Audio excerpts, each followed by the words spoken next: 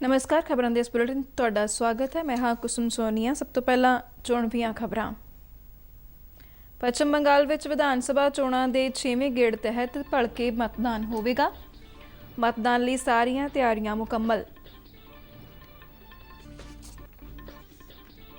महाराष्ट्र की Nashik municipal corporation वालों चलाए जाते जाकिर हुसैन हस्पताल में ऑक्सीजन टैंक के लीक होने कारण 22 मरीजों की मौत।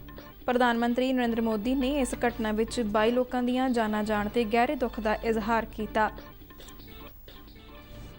भारत में कोरोना मरीजों की संख्या में वाधा लगातार जारी। बीते दिन रिकॉर्ड 2,95,000 तो वध नवे मामले दर्ज।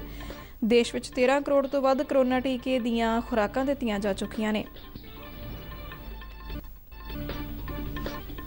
सीरम इंस्टीट्यूट ऑफ इंडिया ने सूबा सरकारां ते देश के निजी हस्पतालों लिए अपनी कोविशील्ड वैक्सीन की कीमत का ऐलान किया।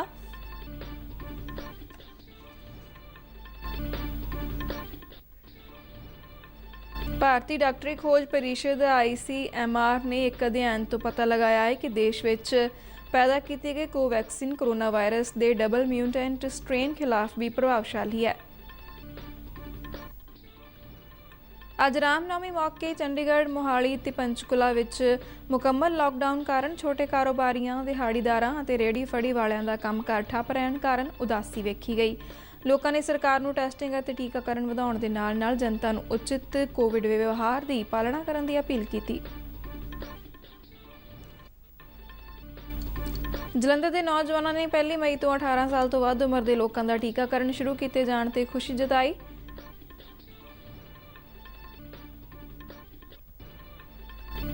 ਅਤੇ ਸ਼੍ਰੋਮਣੀ ਗੁਰਦੁਆਰਾ ਪ੍ਰਬੰਧਕ ਕਮੇਟੀ ਨੇ ਕੋਰੋਨਾ ਦੀ ਨਵੀਂ ਲਹਿਰ ਦੇ ਮੱਦੇਨਜ਼ਰ ਸ੍ਰੀ ਗੁਰੂ ਤੇਗ ਬਹਾਦਰ ਸਾਹਿਬ ਜੀ ਦੇ 400 ਸਾਲਾ ਪ੍ਰਕਾਸ਼ ਪੁਰਬ ਨੂੰ ਸੰਕੋਚ ਨਾਲ ਮਨਾਉਣ ਦਾ ਫੈਸਲਾ ਕੀਤਾ। ਤੇ ਹੁਣ ਖਬਰਾਂ ਦਾ ਵਿਸਥਾਰ। पश्चिम बंगाल विच विधान सभा चोणां दे 6वें गेड़ तहत भलके मतदान होवेगा। मतदान लई सारियां तैयारियां मुकम्मल कर लईआं गईआं ने। वोटां पाउण दा काम सवेरे 7 बजे शुरू होकर शाम 6:30 बजे तक चलेगा। 6वें गेड़ तहत 4 ਜ਼ਿਲ੍ਹਿਆਂ ਵਿੱਚ ਪੈਂਦੇ 43 विधान सभा हलकिਆਂ ਵਿੱਚ मतदान करवाया जाएगा, जिथे 27 महिलावां समेत कुल 306 उम्मीदवार चोण मैदान ਵਿੱਚ ਨੇ। भारतीय जनता पार्टी सारियां 43 सीटां ते चोण लड़ रही है। कांग्रेस, खब्बे पक्षी पार्टियां ते उन्हां दियां गठजोड़ सहयोगी पार्टियां इंडियन सर्कुलर फ्रंट संयुक्त मोर्चा के झंडे हेठ चोणां लड़ रही ने। चोण प्रक्रिया में पारदर्शिता और भरोसेयोगता नूं यकीनी बनाउण लई चोण कमिशन ने सारे मतदान केंद्रां ते इलैक्ट्रॉनिक वोटिंग मशीनां दे नाल मतदाता पुष्टि पर्ची यानी VVPAT मशीनां इस्तेमाल करन दा फैसला लिया है। कोविड स्थिति नूं देखदिआं चोण कमिशन ने हर मतदान केंद्र ते वोटरां की संख्या 1000 तक सीमित की है। घरां जां हस्पतालों में एकांतवास कर रहे कोविड की पुष्टि वाले जां शकी मरीजों नूं डाक राहीं वोट की सहूलत दी गई है। दिव्यांगां ते 80 साल तो वध उम्र वर्ग के लोग भी डाक राहीं वोट दे सकणगे। सारे ही मतदान केंद्रां ते पीण वाले पानी, वेटिंग रूम, शौचाला, रोशनी का उचित प्रबंध, दिव्यांगां लई उचित रैंप वर्गियां सहूलतां यकीनी बनाईआं जा रहीआं ने। मतदान केंद्रां ते सैनिटाइजेशन ਅਤੇ दाखला द्वारां ते वोटरां ਦਾ तापमान जांच ਕਰਨ ਦਾ भी प्रबंध किया गया है। ਜੇ ਕਿਸੇ ਵਿਅਕਤੀ ਦਾ ਤਾਪਮਾਨ ਨਿਰਧਾਰਿਤ ਤਾਪਮਾਨ ਤੋਂ ਵੱਧ ਹੁੰਦਾ ਹੈ ਤਾਂ ਉਸ ਨੂੰ ਟੋਕਨ ਦਿੱਤਾ ਜਾਵੇਗਾ ਤੇ ਉਸ ਨੂੰ मतदान ਦੇ ਅੰਤਿਮ ਘੰਟੇ ਵਿੱਚ ਵੋਟ ਕਰਨ ਲਈ ਕਿਹਾ ਜਾਵੇਗਾ। महाराष्ट्र की नासिक म्यूनसिपल कारपोरेशन वालों चलाए जाते जाकिर हुसैन हस्पताल में ऑक्सीजन टैंक के लीक होने कारण 22 मरीजों की मौत हो गई। एक घटना अज दोपहर समय वापरी और ऑक्सीजन से चल रहे मरीजों को अपन जिंदगियों तो हाथ धोना पिया। घटना समय इस हस्पताल में 150 मरीज दाखिल सन। घटना मगरों अफरा तफरी मच गई और हस्पताल प्रशासन ने तेजी नाल लीकेज नूं रोकण दे यतन आरंभे। इस दौरान नासिक कारपोरेशन के मुखी कैलाश यादव मौके पर पहुंचे और इस घटना की जांच के हुक्म दिते। घटना की सूचना मिलने तो बाद पुलिस अधिकारी भी मौके पर पहुंच गए। हस्पताल में दाखिल मरीजों के परिवारक मैंबर अपने जीआं की खबर लैण लई हस्पताल तो बाहर लाइनां में खड़े देखे गए। प्रधानमंत्री नरेंद्र मोदी ने इस घटना में 22 लोगों दी जाना जाण ते गहरे दुख का इजहार किया है। अपने सोग सुनेहे में नरेंद्र मोदी ने कहा कि ऑक्सीजन टैंक के लीक होने कारण वापरी दुर्घटना बहुत दर्दनाक है। उन्होंने दुख की इस घड़ी में मृतकों के परिवारों नाल हमदर्दी जताई। ਭਾਰਤ ਵਿੱਚ ਕੋਰੋਨਾ ਮਰੀਜ਼ਾਂ ਦੀ ਸੰਖਿਆ ਵਿੱਚ ਲਗਾਤਾਰ ਵਾਧਾ ਜਾਰੀ ਹੈ। ਬੀਤੇ ਦਿਨ ਦੇਸ਼ ਵਿੱਚ ਰਿਕਾਰਡ 2,95,000 ਤੋਂ ਵੱਧ ਨਵੇਂ ਮਾਮਲੇ ਦਰਜ ਕੀਤੇ ਗਏ। ਇਸ ਨਾਲ ਹੁਣ ਤੱਕ ਕੋਰੋਨਾ ਦੀ ਪੁਸ਼ਟੀ ਵਾਲੇ ਕੁੱਲ ਮਾਮਲਿਆਂ ਦੀ ਸੰਖਿਆ 1,56 ਲੱਖ ਤੋਂ ਪਾਰ ਹੋ ਗਈ ਹੈ। ਕੇਂਦਰੀ ਸਿਹਤ ਮੰਤਰਾਲਾ ਨੇ ਦੱਸਿਆ ਹੈ ਕਿ ਇਸ ਸਮੇਂ ਭਾਰਤ ਵਿੱਚ 21,57,000 ਐਕਟਿਵ ਕੇਸ ਮੌਜੂਦ ਨੇ, ਜੋ ਪੁਸ਼ਟੀ ਵਾਲੇ ਕੁੱਲ ਮਾਮਲਿਆਂ ਦਾ 13.81% ਬਣਦਾ ਹੈ। ਬੀਤੇ ਦਿਨ ਭਾਰਤ ਵਿੱਚ ਕੋਰੋਨਾ ਕਾਰਨ ਮਰਨ ਵਾਲਿਆਂ ਦੀ ਗਿਣਤੀ ਵੀ ਰਿਕਾਰਡ 2023 ਦਰਜ ਹੋਈ। ਹੁਣ ਤੱਕ ਇਸ ਮਹਾਮਾਰੀ ਨੇ 1,80,000 ਤੋਂ ਵੱਧ ਲੋਕਾਂ ਦੀਆਂ ਜਾਨਾਂ ਲਈਆਂ ਨੇ। ਕੋਰੋਨਾ ਦੇ ਮਾਮਲਿਆਂ ਵਿੱਚ ਤੇਜ਼ੀ ਦਰਮਿਆਨ ਦੇਸ਼ ਵਿੱਚ ਕੋਰੋਨਾ ਤੋਂ ਠੀਕ ਹੋਣ ਦੀ ਦਰ ਘਟ ਕੇ 85% ਤੇ ਆ ਗਈ ਹੈ। ਮੰਤਰਾਲਾ ਅਨੁਸਾਰ 1,67,000 ਤੋਂ ਵੱਧ ਕੋਰੋਨਾ ਮਰੀਜ਼ ਬੀਤੇ 24 ਘੰਟਿਆਂ ਵਿੱਚ ਸਿਹਤਯਾਬ ਹੋਏ। ਦੇਸ਼ ਵਿੱਚ ਹੁਣ ਤੱਕ 1,32 ਲੱਖ ਕੋਰੋਨਾ ਮਰੀਜ਼ ਸਿਹਤਯਾਬ ਹੋ ਚੁੱਕੇ ਨੇ। ਇਸ ਦੌਰਾਨ ਭਾਰਤ ਵਿੱਚ 13 ਕਰੋੜ ਤੋਂ ਵੱਧ ਕੋਰੋਨਾ ਟੀਕੇ ਦੀਆਂ ਖੁਰਾਕਾਂ ਦਿੱਤੀਆਂ ਜਾ ਚੁੱਕੀਆਂ ਨੇ। ਸਿਹਤ ਮੰਤਰਾਲਾ ਦੇ ਅੰਕੜਿਆਂ ਅਨੁਸਾਰ ਬੀਤੇ 24 ਘੰਟਿਆਂ ਦੌਰਾਨ ਦੇਸ਼ ਭਰ ਵਿੱਚ ਲਾਭਪਾਤਰੀਆਂ ਨੂੰ ਕੋਰੋਨਾ ਟੀਕਿਆਂ ਦੀਆਂ ਕੋਈ 30 ਲੱਖ ਖੁਰਾਕਾਂ ਦਿੱਤੀਆਂ ਗਈਆਂ।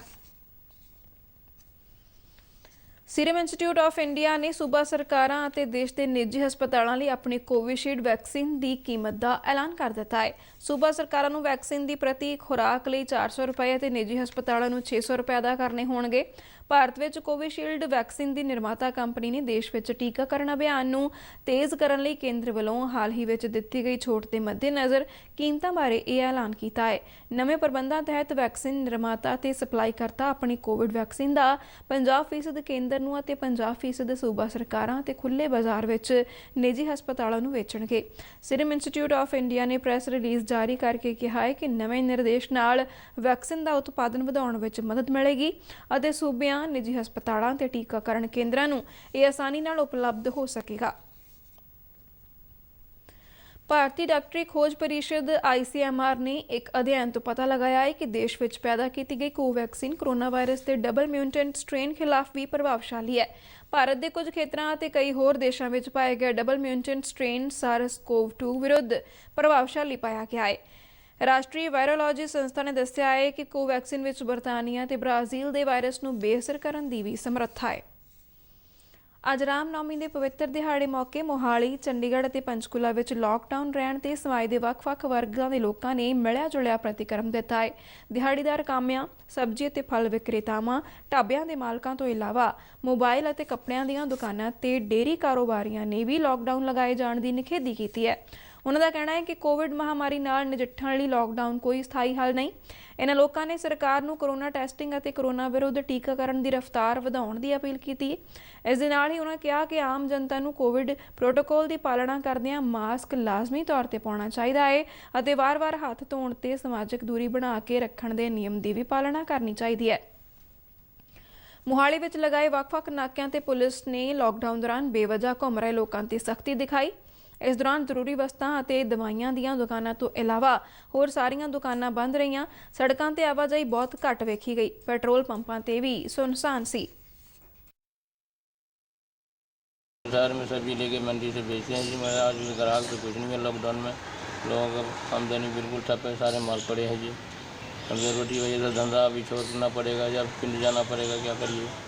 लॉकडाउन का कोई हल नहीं है जी। बस यही है कि ਜਿਹੜਾ कि अपना कोविड दी गाइडलाइंस थोड़ियां हरेक बंदे नूं होणियां चाहिए कि मास्क वगैरह प्रॉपर यूज़ करन, थोड़ा जिहा सोशल डिस्टेंसिंग रखण ते बाज़ारां 'च भीड़ थोड़ा जिहा ओह करन। लॉकडाउन का हल नहीं है। लॉकडाउन नाल व्यापार का काफ़ी फर्क पैंदा, ईवन कि हरेक लाइन नूं भी फर्क पैंदा है। हालांकि चाहे वो असी कैमिस्ट लाइन है, चाहे असी खुली है, असी सानूं गवर्नमेंट ने DC साहब ने ऑर्डर करे हैं भी 24/7 खुले हैं, बट साढ़े को भी कस्टमर का काफ़ी इफेक्ट है। सर हमारा लॉकडाउन से बहुत फ़र्क पड़ा है सर जी। उससे पहले जो है काम अच्छा था, जो है बहुत फ़र्क पड़ रहा है सर। घरों से बाहर ना निकले सभी भाइयों को अपील की जाती है, दोस्तों को, भाइयों को, कि घर पे रहे और हाथ में अपना ढक के रखे, टीका जरूर लगवाएं। ਅੱਜ ਰਾਮਨੌਮੀ ਦਾ ਪ੍ਰੋਗਰਾਮ ਉਹ ਤਿਉਹਾਰ ਸੀਗਾ ਜੀ। ਲੋਕਾਂ ਨੇ ਬਾਹਰ ਘਰਾਂ ਤੋਂ ਨਿਕਲ ਕੇ ਸਮਾਨ ਖਰੀਦਣਾ ਸੀਗਾ ਤਿਉਹਾਰਾਂ ਵਾਸਤੇ। ਕੰਜਕਾਂ ਪੂਜਾ ਵੀ ਕਰਨੀ ਸੀਆਂ, ਕੋਈ ਸਮਾਨ ਨਹੀਂ ਵਿਕਿਆ। ਲਾਕਡਾਊਨ ਦੇ ਕਾਰਨ ਕੋਈ ਕੰਜਕਾਂ ਨਹੀਂ ਕਰੀਆਂ ਹੋਣੀਆਂ ਕਿਸੇ ਨੇ ਵੀ, ਨਾ ਕੋਈ ਕਿਤੇ ਜਾ ਰਿਹਾ ਨਾ ਆ ਰਿਹਾ, ਆਪਣੇ ਆਪਣੇ ਘਰ 'ਚ ਇੱਦਾਂ ਹੀ ਬੈਠੇ ਆ ਜੀ ਸਾਰੇ। ਹਾਂਜੀ, ਲੋਕੀ ਮਾਸਕ ਦੀ ਤਾਂ ਉਲੰਘਣਾ ਕਰਦੇ ਹੀ ਕਰਦੇ ਆ ਜੀ। ਨਾ ਕੋਈ ਮਾਸਕ ਪਾਉਂਦਾ। ਜੇ ਕਿਸੇ ਨੂੰ ਕਹਿੰਦੇ ਅਗਲਾ ਕਹਿੰਦਾ ਇਹ ਕਿਹੜਾ ਕੋਈ ਬਿਮਾਰੀ ਹੈ। ਇਹ ਉਹਨਾਂ ਨੂੰ ਪੁੱਛੋ ਜਿਨ੍ਹਾਂ ਕੋਲ ਬੀਤੀ ਹੈ। ਬਹੁਤ ਜ਼ਿਆਦਾ ਫਰਕ ਹੈ ਜੀ। ਪਹਿਲੇ ਤਾਂ ਵੈਸੇ ਹੀ ਕਸਟਮਰ ਨੇ ਕਰੋਨਾ ਦੇ ਡਰ ਨੂੰ ਤਾਂ ਕਸਟਮਰ ਵੈਸੇ ਹੀ ਬਾਹਰ ਨਹੀਂ ਨਿਕਲਦਾ ਹੈਗਾ, ਉੱਪਰ ਤੋਂ ਲੋਕਡਾਊਨ ਲੱਗ ਜਾਂਦਾ। ਕੋਈ ਵੀ ਵਪਾਰੀ ਆ ਪੂਰੇ ਦਿਨ ਦੇ ਵਿੱਚ ਕੋਈ ਵੀ ਅਰਨਿੰਗ ਨਹੀਂ ਹੋ ਰਹੀ, ਉਹਦੀ ਕੁਝ ਵੀ ਨਹੀਂ ਹੋ ਰਹੀ। ਰਾਮਨੌਮੀ ਦੇ ਤਿਉਹਾਰ ਤੇ ਅੱਜ ਇੱਕ ਫੈਸਟੀਵਲ ਹੈ, ਜਿਸ ਦੇ ਤਿਉਹਾਰ ਤੇ ਹਰ ਇੱਕ ਦੁਕਾਨਦਾਰ ਨੂੰ ਉਮੀਦ ਹੁੰਦੀ ਹੈ ਕਿ ਕੋਈ ਨਾ ਕੋਈ ਮੇਰੇ ਕੋਲ ਕਸਟਮਰ ਆਏਗਾ, ਵਧੀਆ ਮੇਰੀ ਸੇਲ ਹੋਏਗੀ। ਤਾਂ ਅੱਜ ਉਹ ਵੀ ਦਿਨ ਸਾਡਾ ਖਰਾਬ ਹੀ ਹੋ ਗਿਆ ਇੱਕ ਤਰ੍ਹਾਂ। ਸਰਕਾਰ ਨੂੰ ਇਹੀ ਅਪੀਲ ਕਰਦੇ ਹਾਂ ਜੀ ਕਿ ਵੈਕਸੀਨੇਸ਼ਨ ਵਧਾਓ, ਉਹਦੇ ਨਾਲ ਹੀ ਕਰੋਨਾ ਦੀ ਟੈਸਟਿੰਗ ਵੀ ਵਧਾਈ ਜਾਵੇ। ਦੇਸ਼ ਵਿੱਚ ਕਰੋਨਾ ਵਾਇਰਸ ਨਾਲ ਹੁਣ ਨੌਜਵਾਨ ਵਰਗ ਵੀ ਵੱਡੀ ਗਿਣਤੀ ਵਿੱਚ ਪ੍ਰਭਾਵਿਤ ਹੋ ਰਿਹਾ ਹੈ। ਇਸ ਮਾਹੌਲ ਵਿੱਚ ਜਲੰਧਰ ਦੇ ਨੌਜਵਾਨਾਂ ਨੇ 18 ਸਾਲ ਤੋਂ ਵੱਧ ਉਮਰ ਵਾਲੇ ਲੋਕਾਂ ਦੇ ਟੀਕਾਕਰਨ ਬਾਰੇ ਕੇਂਦਰ ਵੱਲੋਂ ਲਏ ਗਏ ਫੈਸਲੇ ਦੀ ਸ਼ਲਾਘਾ ਕੀਤੀ ਹੈ। ਜ਼ਿਕਰਯੋਗ ਹੈ ਕਿ ਭਾਰਤ ਵਿੱਚ 16 ਜਨਵਰੀ ਤੋਂ ਕੋਵਿਡ ਟੀਕਾਕਰਨ ਸ਼ੁਰੂ ਹੋਇਆ ਸੀ। ਸਰਕਾਰ ਵੱਲੋਂ ਸਭ ਤੋਂ ਪਹਿਲਾਂ ਫਰੰਟਲਾਈਨ ਵਰਕਰਾਂ ਅਤੇ ਸਿਹਤ ਕਾਮਿਆਂ ਤੇ 60 ਸਾਲ ਤੋਂ ਵੱਧ ਉਮਰ ਵਰਗ ਦੇ ਲੋਕਾਂ ਦੇ ਟੀਕਾਕਰਨ ਦੀ ਇਜਾਜ਼ਤ ਦਿੱਤੀ।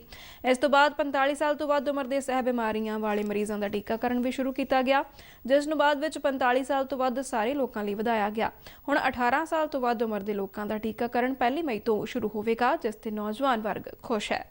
ਮੈਂ 18+ ਹਾਂ ਤੇ ਮੈਨੂੰ ਬਹੁਤ ਹੀ ਖੁਸ਼ੀ ਹੈ ਕਿ ਜਿਹੜੀ ਮਹਾਮਾਰੀ ਚੱਲ ਰਹੀ ਸੀਗੀ ਉਹਦੇ ਕਰਕੇ ਸਾਨੂੰ ਕੋਈ ਸਹੂਲਤ ਨਹੀਂ ਸੀ। ਹੁਣ ਪ੍ਰਧਾਨ ਮੰਤਰੀ ਜੀ ਨੇ ਸਹੂਲਤ ਕੱਢੀ ਹੈ ਵੈਕਸੀਨੇਸ਼ਨ ਦੀ, ਤੇ ਉਹ ਮੈਂ ਵੀ ਲਗਵਾ ਸਕਦੀ ਹਾਂ। 1 ਤਰੀਕ ਤੋਂ ਸਟਾਰਟ ਹੋ ਰਹੀ ਹੈ ਤੇ ਤੁਸੀਂ ਸਾਰੇ ਵੀ ਆਉਣਾ। ਜੋ ਕੇਂਦਰ ਸਰਕਾਰ ਨੇ ਉਪਰਾਲਾ ਕੀਤਾ ਬਹੁਤ ਵਧੀਆ ਕੀਤਾ। ਤੇ ਹਾਂ, ਇੱਕ ਵਾਰੀ ਤਾਂ ਕੰਨਾਂ ਨੂੰ ਹੱਥ ਲੱਗ ਗਏ। ਲੋਕਡਾਊਨ ਦੇ ਵਿੱਚ ਆਪਾਂ ਦੇਖ ਲਿਆ ਕੀ ਕੁਝ ਹੋਇਆ, ਇਸ ਬਿਮਾਰੀ ਨੇ ਕਿੰਨਾ ਕਹਿਟ ਆਇਆ। ਤੇ ਜੋ ਇਹ ਇੰਜੈਕਸ਼ਨ ਆਇਆ ਵਾ, ਮੇਰੀ ਸਾਰਿਆਂ ਨੂੰ ਸਲਾਹ ਕਿ ਜੋ ਵੀ 18 ਸਾਲ ਤੋਂ ਉੱਪਰ ਆ ਉਹ ਸਾਰੇ ਇੰਜੈਕਸ਼ਨ ਜ਼ਰੂਰ ਲਗਵਾਓ। ਇੰਜੈਕਸ਼ਨ ਦਾ ਬਹੁਤ ਫਾਇਦਾ ਆ ਤੇ ਕੇਂਦਰ ਸਰਕਾਰ ਨੇ ਉਪਰਾਲਾ ਬਹੁਤ ਵਧੀਆ ਕੀਤਾ ਆ। ਮੈਂ ਬੜੀ ਖੁਸ਼ ਹਾਂ ਕਿ ਹੁਣ ਅਸੀਂ ਵੀ ਆਪਣੇ ਆਪ ਨੂੰ ਸੇਵ ਕਰ ਸਕਾਂਗੇ। ਅਬ 18 ਤੋਂ ਬਾਅਦ ਜਿਹੜੇ ਵੈਕਸੀਨੇਸ਼ਨ ਦਾ ਕੰਮ ਹੈ ਬਹੁਤ ਵਧੀਆ ਹੈ। 1 ਮਈ ਤੋਂ ਜਿਹੜੀ ਹੈ ਸਟਾਰਟ ਹੋ ਜਾਣੀ ਹੈ ਤੇ ਮੈਂ ਚਾਹੁੰਦੀ ਹਾਂ ਕਿ ਸਾਰੇ ਜਿਹੜੇ ਨੇ 18+ ਨੇ ਉਹ ਆਪਣੇ ਆਪ ਨੂੰ ਵੈਕਸੀਨੇਸ਼ਨ ਲਗਵਾ ਕੇ ਤੇ ਸੇਵ ਕਰਨ ਨਾ। ਮੌਜੂਦਾ ਹਾੜੀ ਸੀਜ਼ਨ ਦੌਰਾਨ ਪਟਿਆਲਾ ਜ਼ਿਲ੍ਹੇ ਦੀਆਂ ਮੰਡੀਆਂ ਵਿੱਚ ਨਿਰਧਾਰਿਤ ਟੀਚੇ ਦੀ 74% ਕਣਕ ਦੀ ਆਮਦ ਹੋ ਚੁੱਕੀ ਹੈ। ਮੰਡੀਆਂ ਵਿੱਚ ਪੁੱਜੀ 96% ਕਣਕ ਵੱਖ-ਵੱਖ ਖਰੀਦ ਏਜੰਸੀਆਂ ਵੱਲੋਂ ਖਰੀਦ ਲਈ ਗਈ ਹੈ ਤੇ ਕਿਸਾਨਾਂ ਨੂੰ 284 ਕਰੋੜ 74 ਲੱਖ ਰੁਪਏ ਦੀ ਰਕਮ ਸਿੱਧੀ ਅਦਾਇਗੀ ਰਾਹੀਂ ਉਹਨਾਂ ਦੇ ਖਾਤਿਆਂ ਵਿੱਚ ਟ੍ਰਾਂਸਫਰ ਕੀਤੀ ਜਾ ਚੁੱਕੀ ਹੈ। ਇਸ ਸੰਬੰਧੀ ਵਧੇਰੇ ਜਾਣਕਾਰੀ ਦਿੰਦਿਆਂ ਜ਼ਿਲ੍ਹਾ ਖੁਰਾਕ ਸੰਪਲਾਈ ਕੰਟਰੋਲਰ ਹਰਸ਼ਰਨਜੀਤ ਸਿੰਘ ਨੇ ਦੱਸਿਆ ਕਿ 10 ਅਪ੍ਰੈਲ ਤੋਂ ਸ਼ੁਰੂ ਹੋਈ ਸਰਕਾਰੀ ਖਰੀਦ ਦੇ 10 ਦਿਨਾਂ ਦੇ ਅੰਦਰ ਹੀ ਜ਼ਿਲ੍ਹੇ ਦੀ ਨਿਰਧਾਰਿਤ ਟੀਚੇ 8,35,000 ਮੀਟ੍ਰਿਕ ਟਨ ਦੀ 74% ਕਣਕ ਮੰਡੀਆਂ ਵਿੱਚ ਆ ਚੁੱਕੀ ਹੈ। ਉਹਨਾਂ ਦੱਸਿਆ ਕਿ ਕਿਸਾਨਾਂ ਨੂੰ ਉਹਨਾਂ ਦੀ ਜਿਣਸ ਦੀ ਅਦਾਇਗੀ ਦਾ ਕੰਮ ਵੀ ਤੇਜ਼ੀ ਨਾਲ ਜਾਰੀ ਹੈ। ਕਿਸਾਨਾਂ ਨੇ ਕਣਕ ਦੀ ਖਰੀਦ ਦੀ ਰਕਮ ਸਿੱਧੇ ਉਹਨਾਂ ਦੇ ਖਾਤਿਆਂ ਵਿੱਚ ਆਉਣ ਤੇ ਖੁਸ਼ੀ ਜ਼ਾਹਿਰ ਕੀਤੀ।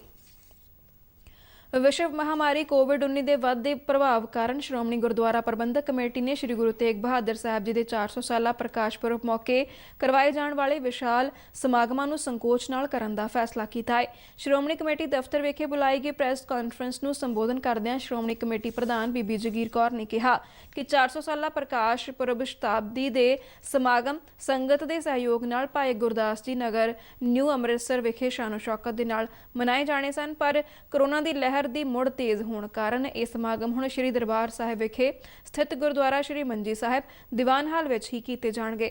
ਉਹਨਾਂ ਕਿਹਾ ਕਿ ਸਰਕਾਰ ਦੇ ਅਧਿਕਾਰੀਆਂ ਨਾਲ ਕੀਤੀ ਗਈ ਗੱਲਬਾਤ ਕਰਨ ਇਹ ਫੈਸਲਾ ਲਿਆ ਗਿਆ ਹੈ। ਬੀਬੀ ਜਗੀਰ ਕੌਰ ਨੇ ਕਿਹਾ ਕਿ ਸੰਗਤਾਂ ਵਿੱਚ ਸ਼ਤਾਬਦੀ ਸਮਾਗਮਾਂ ਪ੍ਰਤੀ ਭਾਰੀ ਉਤਸ਼ਾਹ ਸੀ, ਪਰ ਕਰੋਨਾ ਕਾਰਨ ਹਾਲਾਤ ਦੇ ਮੱਦੇਨਜ਼ਰ ਸੰਗਤ ਦਾ ਵੱਡਾ ਇਕੱਠ ਨਹੀਂ ਕੀਤਾ ਜਾਵੇਗਾ। ਉਹਨਾਂ ਦੱਸਿਆ ਕਿ ਗੁਰੂ ਸਾਹਿਬ ਦੇ ਪ੍ਰਕਾਸ਼ ਸਥਾਨ ਗੁਰਦੁਆਰਾ ਗੁਰੂ ਕੇ ਮਹਿਲ ਵਿਖੇ ਸਮਾਗਮ ਨਿਰੰਤਰ ਚੱਲ ਰਹੇ ਨੇ, ਜਿਨ੍ਹਾਂ ਦਾ ਸਿੱਧਾ ਪ੍ਰਸਾਰਣ ਕੀਤਾ ਜਾ ਰਿਹਾ ਹੈ। ਸ਼ਤਾਬਦੀ ਸਮੇਂ ਵੀ ਇਸੇ ਤਰ੍ਹਾਂ ਹੀ ਸਮਾਗਮਾਂ ਦਾ ਸਿੱਧਾ ਪ੍ਰਸਾਰਣ ਕਰਵਾਇਆ ਜਾਵੇਗਾ ਤਾਂ ਜੋ ਦੇਸ਼ ਦੁਨੀਆ ਦੀ ਸੰਗਤ ਇਤਿਹਾਸਕ ਦਿਹਾੜੇ ਨਾਲ ਜੁੜ ਸਕੇ।